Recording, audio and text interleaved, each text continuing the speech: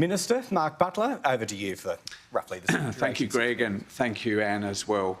I recognise the traditional owners of the lands on which we're coming together today. Our respects to their elders past and present, and thank the National Press Club for organising this debate.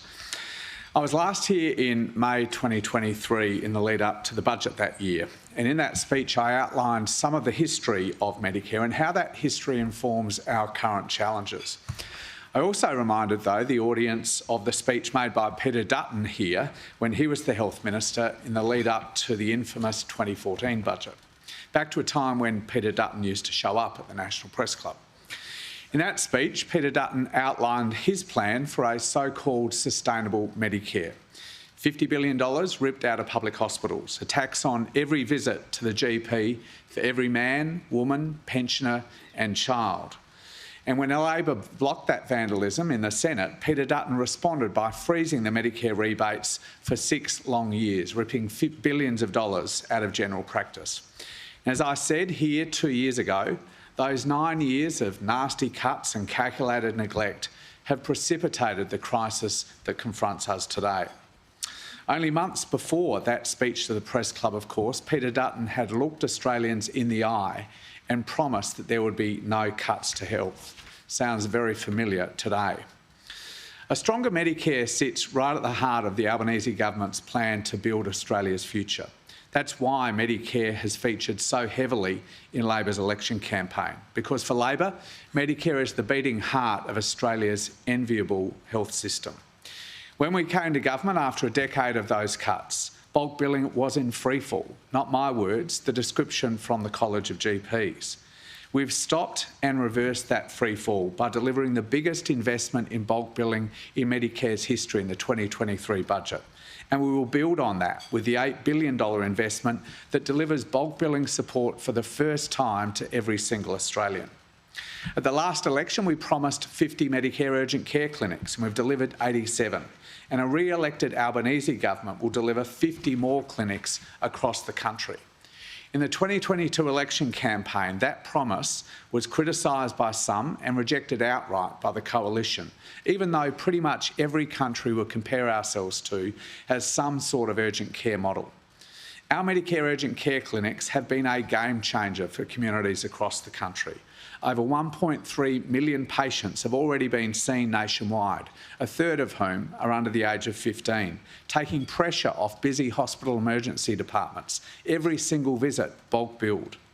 We're also delivering cheaper medicines for all Australians. We slashed the maximum amount that pensioners pay for their medicines, delivering them an additional 66 million free scripts already.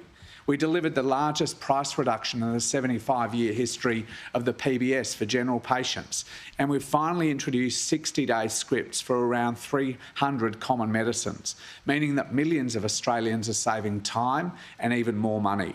And a re-elected government will make medicines even cheaper. From 1st January next year, the maximum you'll pay for a script is $25, the same price it was way back in 2004. But all of this is at risk under Peter Dutton and the Liberals. When Peter Dutton was Health Minister, he looked Australians in the eye and promised that there would be no cuts to health. And then in his first budget, he cut $50 billion from public hospitals. He tried to end bulk billing altogether for GP visits, for pathology services, for imaging services, because, as he said at the time, he thought there were too many free Medicare services, echoing the views of his mentor John Howard, who described bulk billing, in his words, as a complete rort. And when he couldn't get all of that through the Parliament, Peter Dutton started the Coalition's 6-year-long freeze on Medicare rebates. It's little wonder that Australia's doctors voted Peter Dutton the worst health minister in the history of Medicare. And as Malcolm Turnbull said only 2 days ago, Peter Dutton does have form on health, and he has to wear that track record. Now, at this election, he expects Australians to believe that same promise, that there'd be no cuts to health. Well, Australians aren't mugs. Australians know that Peter Dutton needs to find $600 billion to fund his nuclear power plant.